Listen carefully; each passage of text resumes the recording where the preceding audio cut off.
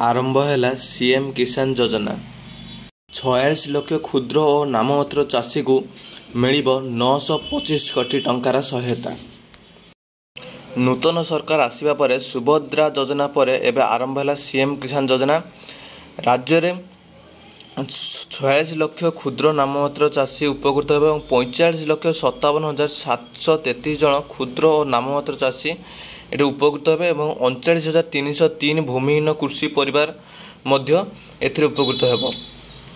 पवित्र नुआखाई अवसर मुख्यमंत्री मोहन चरण माझी संबलपुर सीएम किसान सहायता योजना शुभारंभ करछंती।